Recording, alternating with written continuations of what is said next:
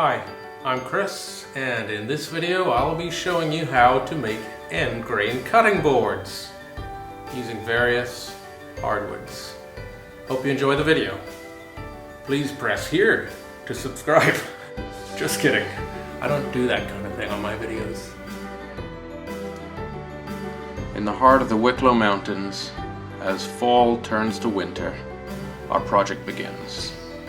Okay, so the woods we have here are oak, ash, beech, and mahogany. And those are the woods that I used in these cutting boards. And if you imagine that we glue these 4 strips together and then cut them into multiple thinner strips, flip every other strip and glue them back together with the end grain pointing upwards, you'll have this. To start out, I would suggest that you take time getting the pattern the way you want it.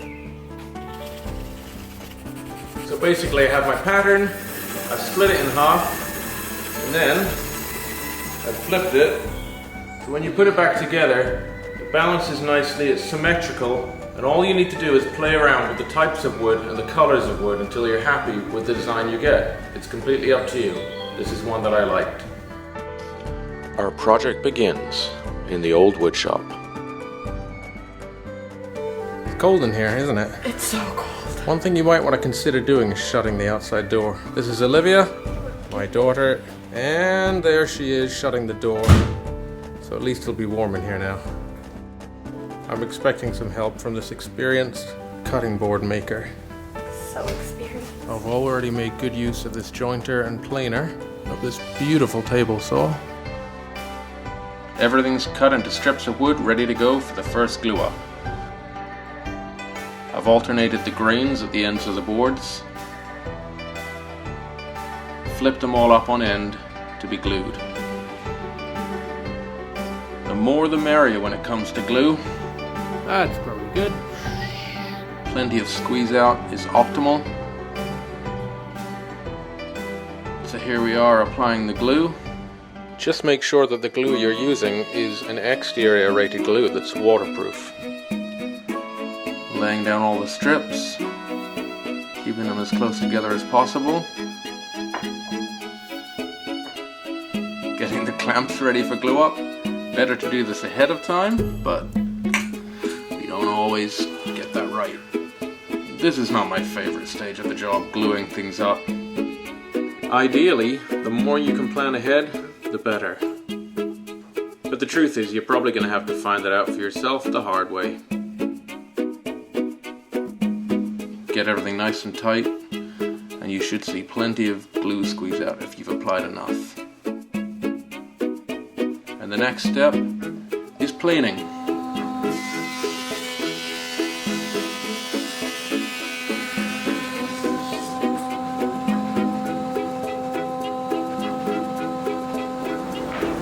The next step is we're going to cut them into pieces. And now to the table saw. It's very helpful to have an extra person to take all the pieces from you and lay them out in order.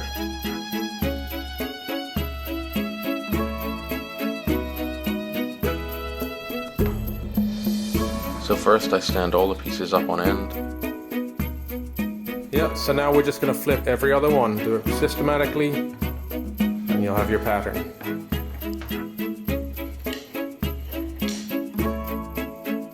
Now we're just numbering them left to right so we can keep track of them when we do the glue up. Well, we're back to do the second glue up. And somebody's left this place a wretched mess yet again. So I guess here we go. Sort it out.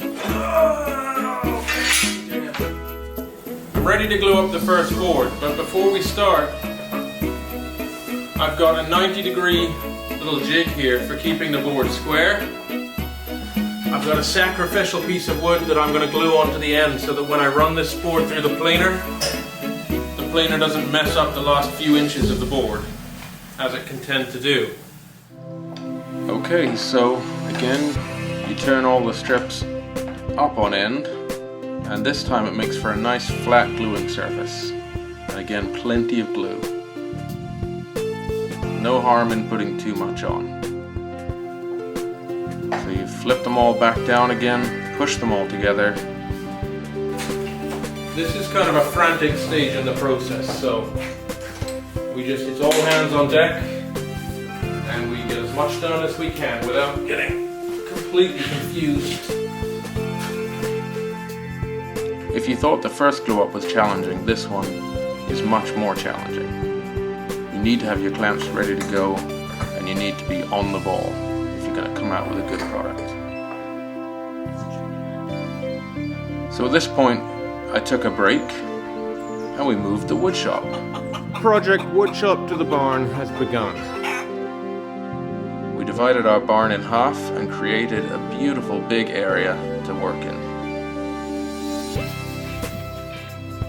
Wrestling with a heavy workbench, an even heavier table saw, but we got it done.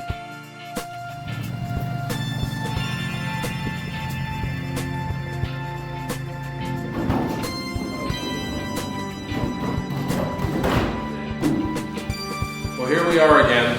I took a long break from the cutting boards while we moved our wood shop.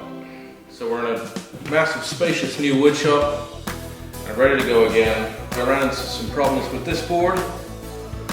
Cracked really badly. Basically the issue was that I took the clamps off much too early.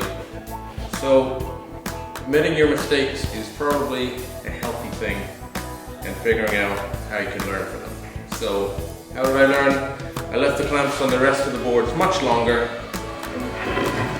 The glue is very, very, very dry now, and I'm hoping now that when I scrape it off, sand it off and plane it, the boards will not crack. There's some good 80 grit sandpaper on here. It's the most aggressive sander we have, and it's probably the most aggressive sandpaper that we have. Hopefully you enjoy sanding, because you'll be doing a lot if you take on this project. And you'll be doing a lot of planing, a lot of cutting, and a lot of routing.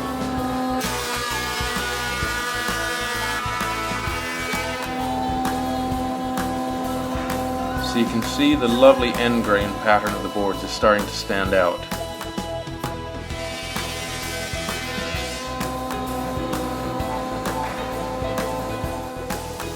Next, I trimmed off the ends of the boards and cut the sides straight and began shaping them.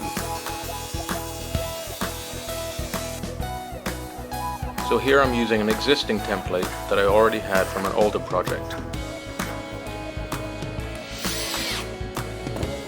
And I'm making myself a new template so that I can route the boards to that shape. And once I had the basic shape cut out, I sanded that smooth so that when I transfer this shape to the boards, I'll have an almost perfect shape. So that's my template. I get a very light sand and then I'm ready to apply that to the boards, and you have the shape.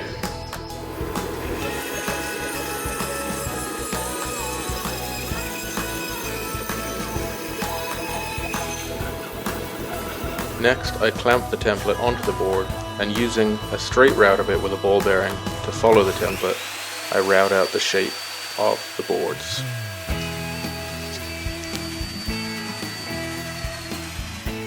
I have to say I'm very happy with the way these are turning out, so the next step is to take them over to the sander and smooth the edges.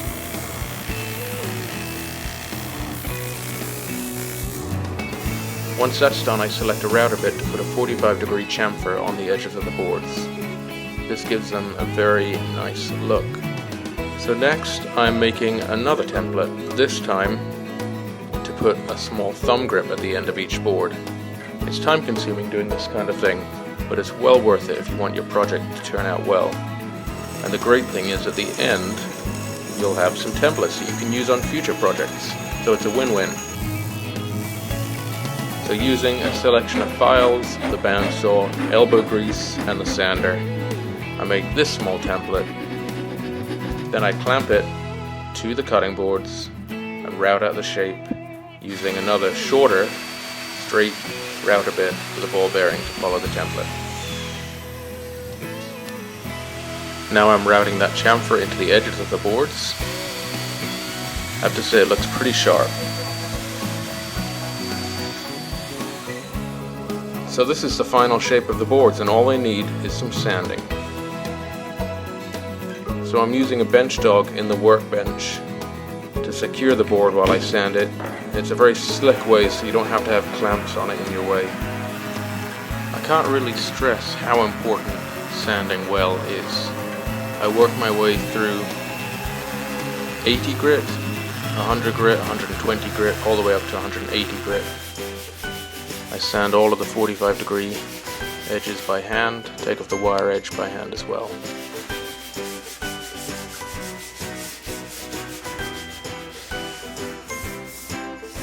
And if you hadn't noticed already, I've made the boards in contrasting colors. So one has the dark woods toward the outside and the other one has the dark woods toward the inside of the board. Voila! One finished board. Two finished boards. And that, my friends, concludes my activities in the woodshop. Phew! Now that I'm home and the boards are ready for a coat of oil, I'm just spraying a light mist of water to raise the grain, and then doing a quick additional sand with very fine sandpaper, 400 grit in this case, just to take off that grain and make the boards ultra smooth before they receive the oil. And now we're ready for oil, finally! They call it skid. It's an IKEA name. Just gotta be really careful not to leave skid marks on the board.